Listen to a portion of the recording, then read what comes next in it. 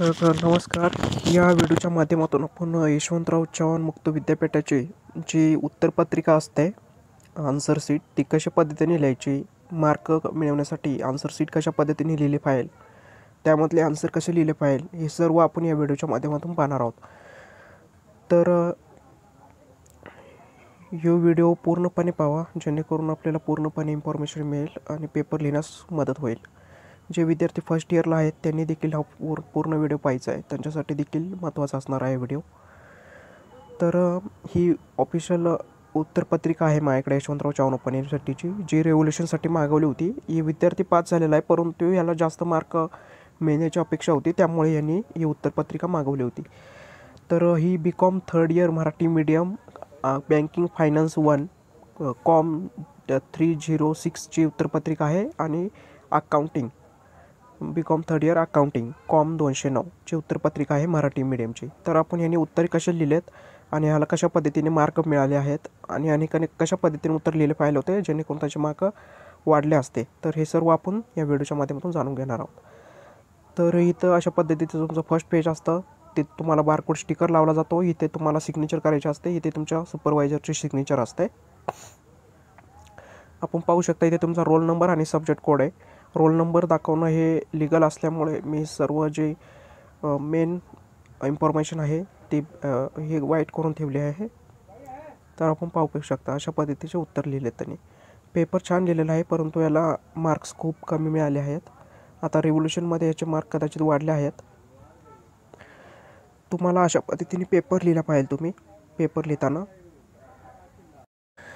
तर इथे तुम्हाला ऑलरेडी एक रेष दिलेली असते, तर रेष त्याच्यानंतर परत रेष मारता तुम्ही. बरेच विद्यार्थी असे करतात. तर रेष मारायची नाही आहे, तुम्हाला ऑलरेडी एक रेष दिलेली आहे.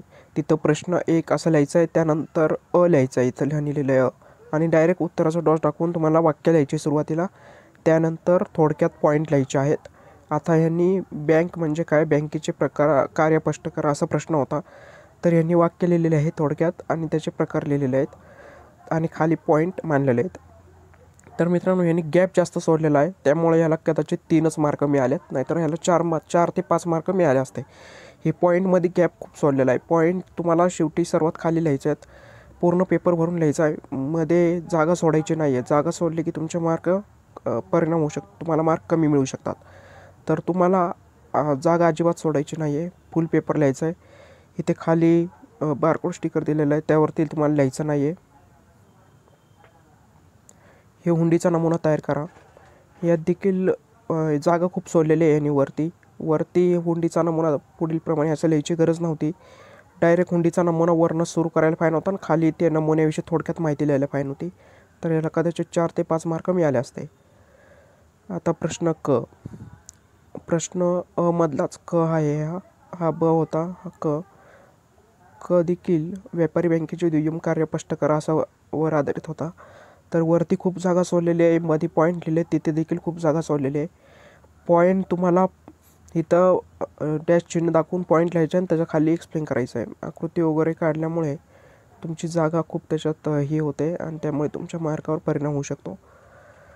तुम्हाला अक्षर देखील चांगलं काढायचं आहे. उत्तरपत्रिका ऑनलाईन पद्धतीने तपासल्या जातात, त्यामुळे जे समोरचा शिक्षक आहे त्याला व्यवस्थित पद्धतीने आन्सर दिसल्यास तो जास्तीत जास्त मार्क देऊ शकतो. इथे देखील यांनी खूप जागा सोडलेली आहे. रोखल्यावर तो सुरक्षा धोक्याची विभागणी, ही जागा सोडल्यामुळे याला कदाचित कमी मार्क मिळाले असेल. तर याला सर्वच प्रश्नामध्ये कदाचित 3-3 मार्क मिळाले आहेत.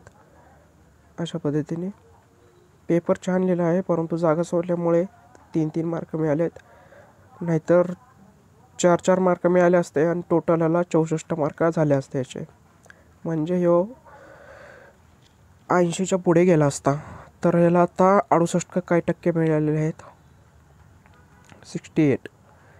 अशा पद्धतीने तुम्हाला उत्तरे लिहायची आहेत. बरेच विद्यार्थी अर्धा पेज उत्तर लिहितात, रेष मारले आहेत त्याच्या बाजूलाच ऑलरेडी एक रेष देतात, तर तसं केल्यावर तुम्हाला मार्क्स मिळणार नाहीत. अशा पद्धतीने तुम्हाला उत्तर लिहायचं आहे. यांनी 16 प्रश्न लिहिलेले आहेत टोटल. हा 4था प्रश्न दाखवतो तुम्हाला, 1 मिनटं. हा 4था प्रश्नामधला एक आहे, B 2 3 4. चारही 16 प्रश्न लिहिले आहेत. तर याला अशा पद्धतीने मार्क मिळालेले आहेत शेवटी आपण पाहू शकता. कॉम 306, सर्व विषयामध्ये 3 3 3 3 मिळून टोटल 48 मार्क मिळाले आहेत. तर हा पास झाला आहे, परंतु याला जास्त मार्क्स मिळतील अशी अपेक्षा होती. तर याने रेव्होल्युशनसाठी अप्लाय केला होता आणि त्याचे मार्क देखील वाढले आहेत. हा आता कॉम 209 म्हणजे B com third year accounting part 2चा हा पेपर आहे मराठी मीडियमचा. तर हा देखील पाहू. हा अकाउंटिंग आहे. गुंतवणूक खाते तयार करा. गुंतवणूक खात्याचा नमुना तयार करायचा होता याला, आणि नमुना खूप छान पद्धतीने तयार केला आहे, परंतु याला 2च मार्क मिळाले आहेत. तर प्रश्न पहिला आहे. तर इथे तुम्हाला गुंतवणूक खात्याचा नमुना तयार करायला सांगितलं आहे. तर गुंतवणूक खात्याचा नमुना तयार केल्यानंतर गुंतवणूक खाते म्हणजे काय, ते का तयार करतात, त्यामध्ये काय काय वैशिष्ट्य आहेत, त्याचे उद्दिष्ट काय आहे, हे देखील तुम्हाला स्पष्ट करायचं आहे. तेव्हाच तुम्हाला 4 किंवा 5 मार्क मिळू शकतात.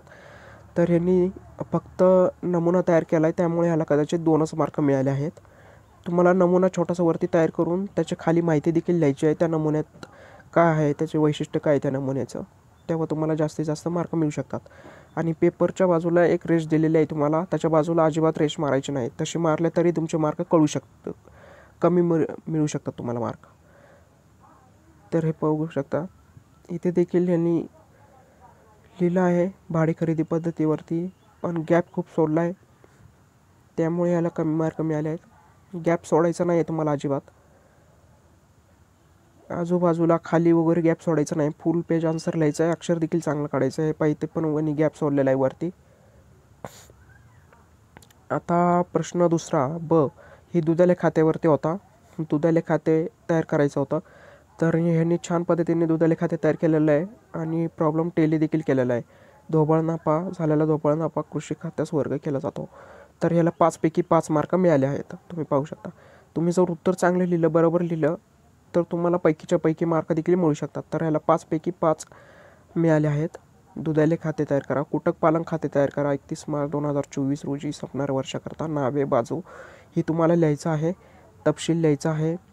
त्यानंतर खर्च इकडे लिहायचा आहे नावे बाजूला. विक्री जमा बाजूला लिहायचं आहे. हे देखील प्रॉब्लेम बरोबर होता त्याचा. ह्याला देखील 5 पैकी 5 मार्क मिळाले आहेत. आता ह्याला इथं तेरेजी पत्रिकाचा नमुना द्यायचा होता. इथं 3च मार्क भेटले आहेत. वरती जागा खूप सोडली आहे. वरती फक्त तुम्हाला लिहायचं आहे तेरेजी पत्रिकेचा नमुना, आणि नमुना तयार करायचा आहे. आणि तेरेजी पत्रक म्हणजे काय, त्याच्याविषयी ते का तयार केलं जातं ह्याविषयी देखील थोडक्यात माहिती खाली लिहायचं आहे. तेव्हाच तुम्हाला पैकीच्या पैकी मार्क मिळू शकतात. हे पाहता. कृषी खाते तयार करा. इथे देखील त्यांनी तसंच केलेलं आहे. जागा खूप सोडलेली आहे. वरती लिहायचं आहे कृषी खात्याचा ताळेबंद खात्याचा नमुना म्हणून लिहायचं आहे. नंतर देणी मालमत्ता लिहायचं आहे. खाली थोडक्यात कृषी खात्याच्या ताळेबंदातून तुम्हाला काय समजलं, त्यात कोणते घटक येतात, काय काय येतं, ते सर्व तपशीलवार लिहायचं आहे खाली थोडक्यात. तेव्हाच तुम्हाला 4 ते 5 मार्क मिळू शकतात. हे भाग विक्रीच्या पद्धती पुढील प्रमाणे, हे लिहायचं गरजच नाही आहे. डायरेक्ट तुम्हाला प्रश्न तिसरा ब टाकायचा आहे. भाग विक्रीच्या पद्धती म्हणजे काय ते लिहायचं आहे. आणि पॉईंटमध्ये जास्त जागा सोडायची नाही आहे. फुल पेज आन्सर लिहायचं आहे. अक्षर देखील चांगलं काढायचं आहे. यांनी तसा पेपर चांगला लिहिला आहे तरी देखील याला मार्क कमी मिळाले आहेत. आणि रेव्होल्युशनमध्ये याचे मार्क वाढले आहेत. कदाचित जो एक्झामिनियर होता त्याला आवडलं नसेल अशा पद्धतीने उत्तर लिहिलेलं, त्यामुळे त्याला मार्क कमी भेटले असतील. आता रेव्होल्युशनमध्ये त्याचे मार्क वाढलेले आहेत. 20 ते 25 मार्क त्याचे वाढलेले आहेत. तर आता ही वाक्य आहे. प्रश्न तिसरा ड, कंपनी म्हणजे काय, कंपनीचे प्रकार स्पष्ट करा. हे देखील चांगला लिहिला होता प्रश्न, तरी देखील 3च मार्क दिले आहेत. विम्याचे प्रकार स्पष्ट करा. हा देखील प्रश्न चांगला लिहिला आहे. याला 4 मार्क मिळाले आहेत या क्वेश्चनमध्ये.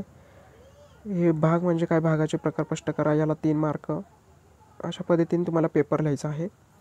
विमा म्हणजे काय, महसूल विम्याचा खात्याचा नमुना, 3 मार्क. 3 मार्क मिळाले आहेत याला देखील.